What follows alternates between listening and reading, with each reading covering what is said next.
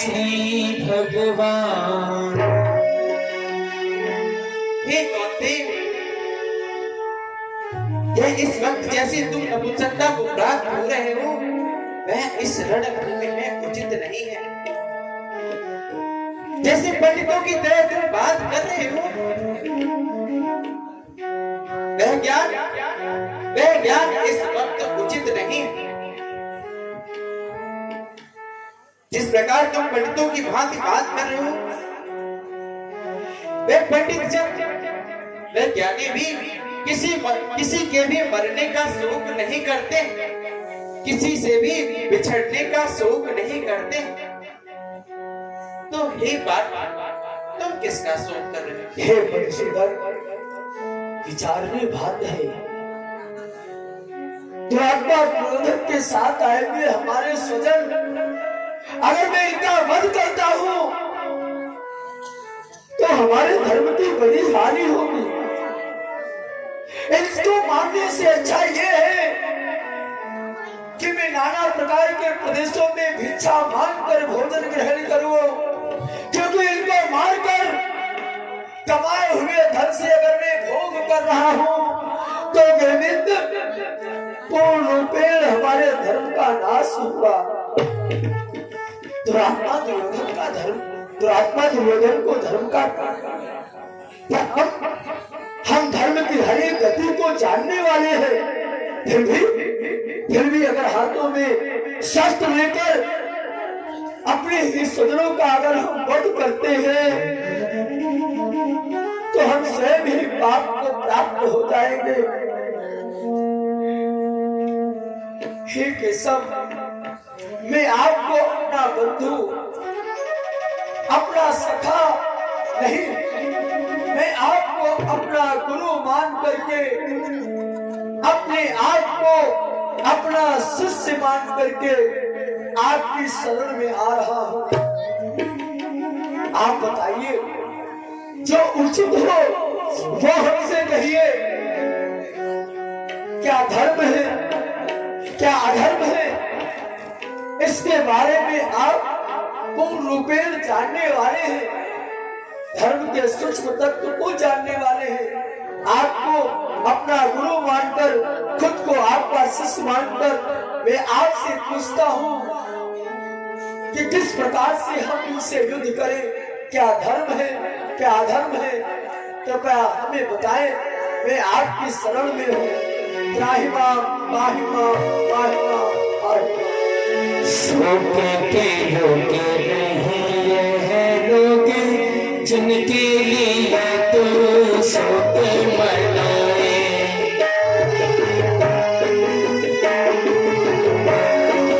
पंडितों जैसे बोले वचन और सच्ची ज्ञान से आंखें चुराए।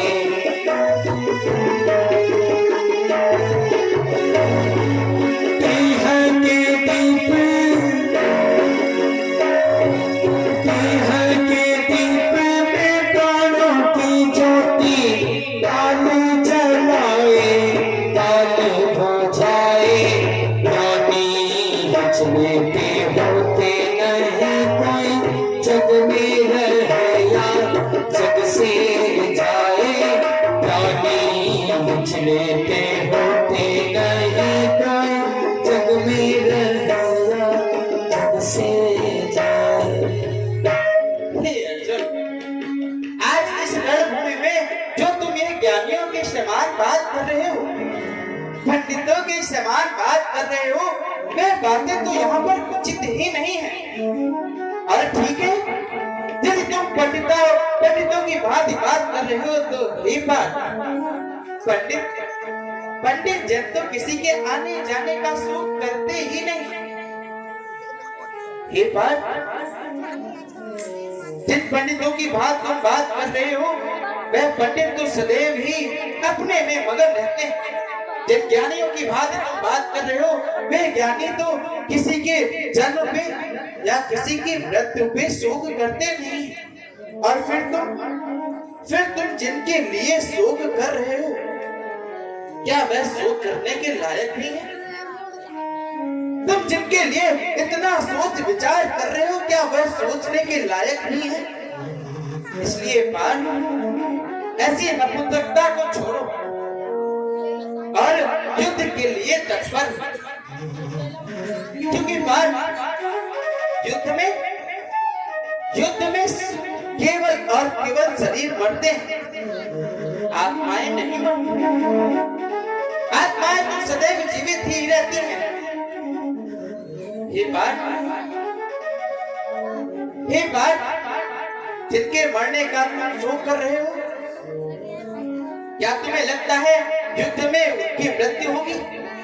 नहीं पार्थ, युद्ध में केवल उनका शरीर ही धाराशायी होगा। उनकी आत्माओं का कभी भी विनाश नहीं होगा। इसलिए ही तुम व्यर्थ ही चिंता कर रहे हो। जो ही देने को चले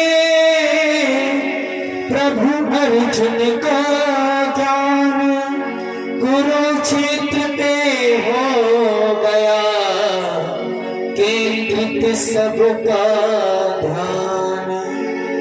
सभी का ध्यान कुरुक्षेत्र पर केंद्रित हो गया। सभी देवता मात्र कुरुक्षेत्र की ओर ही देख रहे हैं। ब्रह्मा जागे नारद चौकी, त्रिभुवन में कौतूहल जागा।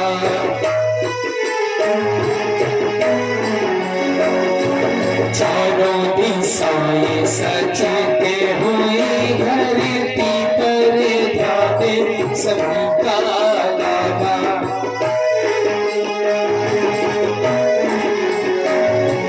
गीता के महाज्ञान श्रवण को शिव ने ध्यान समाधि से त्यागा।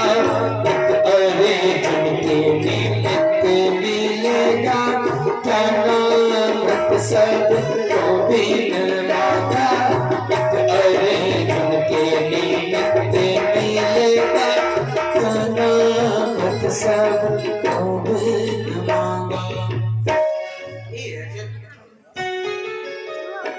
हे अर्जुन, जिनके मरने का तुम शोक कर रहे हो, वह शोक करने के लायक ही नहीं। और फिर उनकी मृत्यु के पश्चात उनका शरीर अवश्य ही नष्ट होगा, परंतु आत्माएं नष्ट नहीं होंगी। जिस प्रकार मनुष्य अपने पुराने वस्त्रों को त्याग कर नए वस्त्रों को धारण करता है, उसी प्रकार हे अर्जुन, उसी प्रकार शरीर में ये जो जीव आत्मा है, वह एक शरीर को त्याग कर दूसरे शरीर में प्रवेश करती है। जिस प्रकार समय के पश्चात एक मनुष्य अपने पुराने वस्त्रों को त्याग देता है, उसी प्रकार समय के आने पर जब मनुष्य का इस धरा पर समय पूर्ण हो जाता है, तो वह अपने शरीर को त्याग कर दूसरे शरीर में प्रवेश करती है। हे अर्जुन, इसलिए तुम व्यर्थ चिंता ना करो। मैं तुम्हें ये दिखलाता हूँ कि किस प्रकार एक ही शरीर अपनी आत्मा को छोड़कर, जब आत्मा अपने शरीर को छोड़ती है तो किस प्रकार वह दूसरे शरीर में प्रवेश करती है। इसलिए अर्जुन, ये ध्यान देकर देखो कि जब पुराने वस्त्रों को मनुष्य त्यागता है, तो वह दूसरे नए वस्त्रों को कैसे धारण करता है।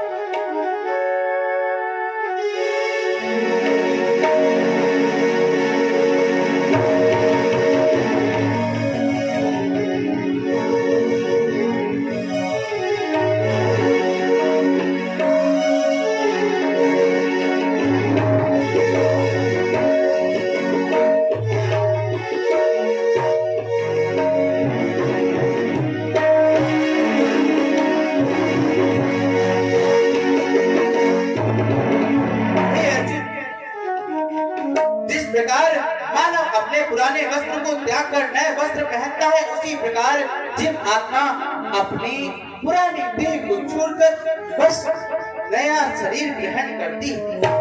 इसलिए उनके मरने का शोक नहीं किया जाता, क्योंकि जीवात्माएं तो सदैव ही जीवित रहती है। हे अर्जुन, इस पृथ्वी पर तो मरना जीना, पृथ्वी पर आना और यहाँ से जाना, ये तो एक चक्र है, इसे जीवन चक्र कहा जाता है। इसलिए अर्जुन, ये चक्र तो ऐसे ही चलता रहता है। अर्जुन, आज जो मैं तुम्हें ज्ञान देने जा रहा हूँ, वह मैंने अनादिकाल में सूर्य को दिया था। सूर्य ने अपने पुत्र मनु को दिया था, मनु ने अपने पुत्र को ये ज्ञान दिया और उसके पश्चात ये ज्ञान कुछ दिवसों तक पृथ्वी पर रहा, परंतु समय के साथ वे ज्ञान भी विलुप्त हुआ। आज वही दिव्य ज्ञान मैं तुम्हें प्रदान करने जा रहा हूँ। हे अर्जुन, ध्यान देकर सुनो। हे अर्जुन, ये जो जीव आत्मा होती है, इसे ना तो कोई भी शस्त्र छेद सकता है, ना ही आग जला सकती है,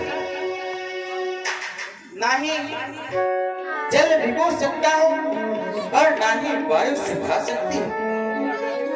इसलिए अर्जुन, तुम ज्ञानियों के समान धैर्य को धारण करो और किसी के भी मरने का शोक ना करो।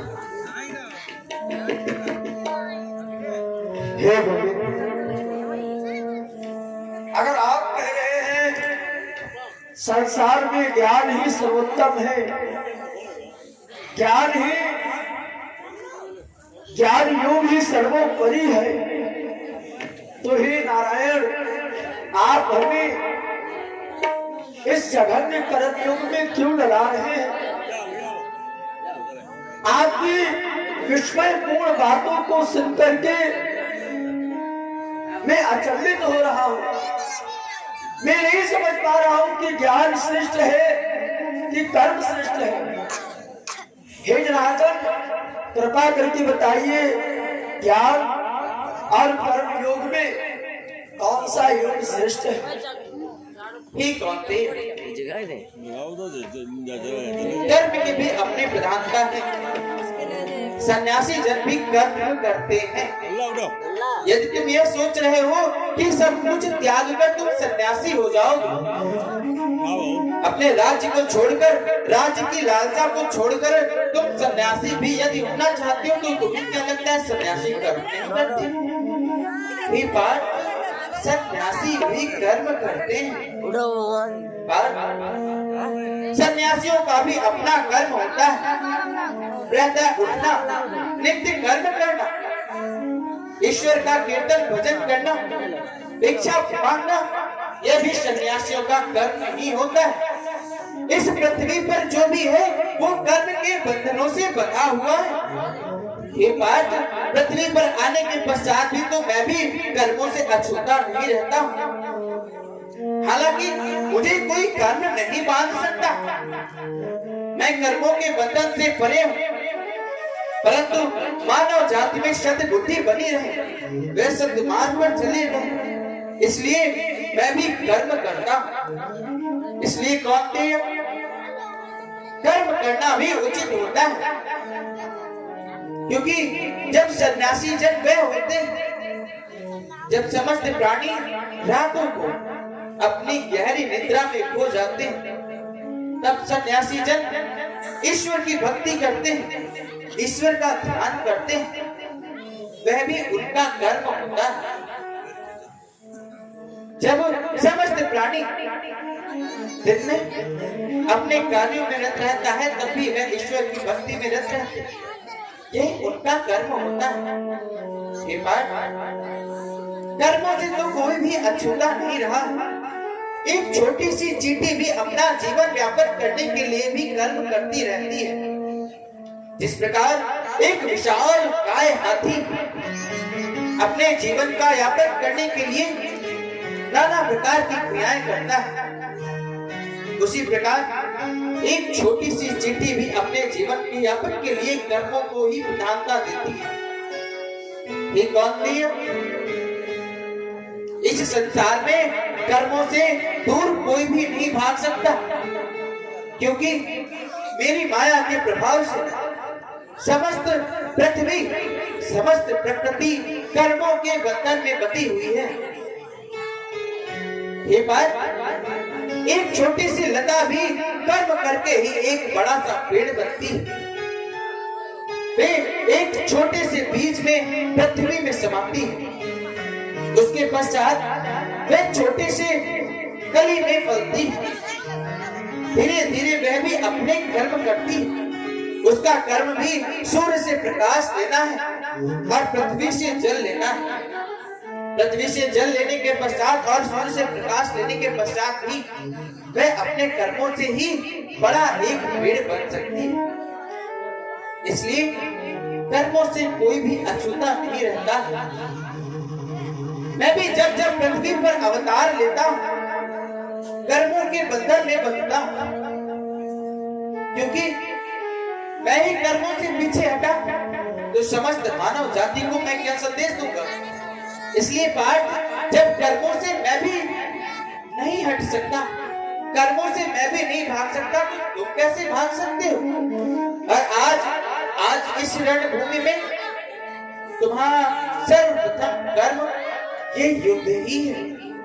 इसलिए अपने कर्मों से दूर मत भागो, और फिर जिनके मरने का तुम शोक कर रहे हो, वह भी जीवन चक्र में बंधे हुए हैं।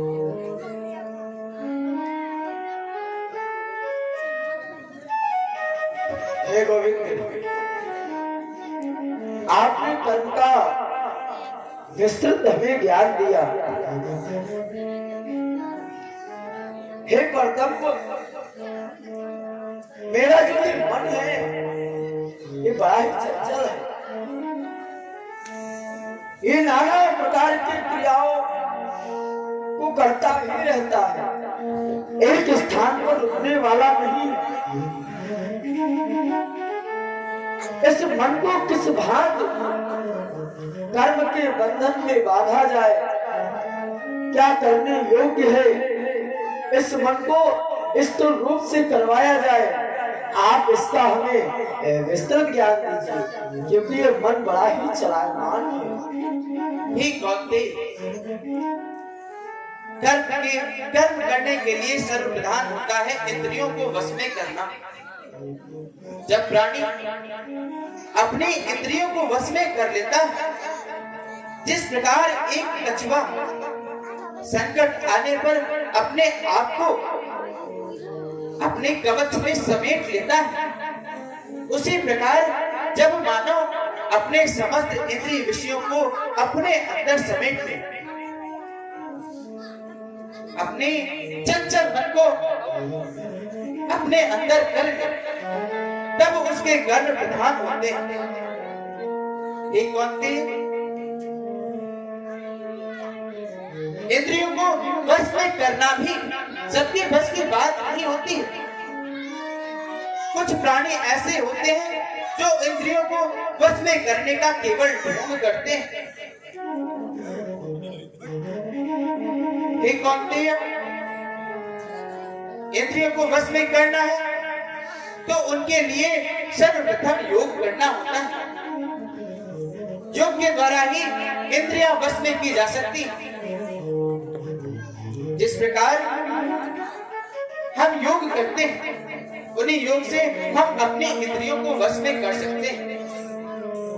कुछ प्राणी ऐसे भी होते हैं जो केवल इनका ढोंग करते हैं, उनकी इंद्रियां उनके वश में नहीं होती, परंतु उसका वे दिखावा करते हैं। परंतु हे कौनते, इंद्रियों को वश में करना भी उनका एक प्रधानता होता है, उसके लिए योग सर्वोपरि होता है। इसलिए कौनते, यदि इंद्रियों को वश में किया जाए तो हम अपने मन को भी अपने वश में कर सकते हैं और अपने कर्मों को प्रधानता दे सकते हैं। इसलिए कौनते हैं, तुम व्यर्थ की चिंता को त्याग दो और अपने कर्म को प्रधानता देकर युद्ध करो। और जो तुम्हारे लिए सर्वोपरि है उसे स्वीकार करो। हे अर्जुन किसे बातें बता तू असमय मोह को प्राप्त हुआ है।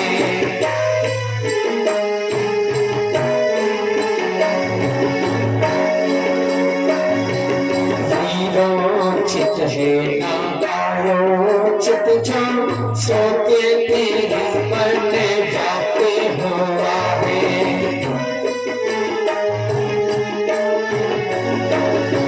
स्वर्ग मिलेगा या कीर्ति बढ़ेगी, क्या ये है बोध समाप्त हुआ है।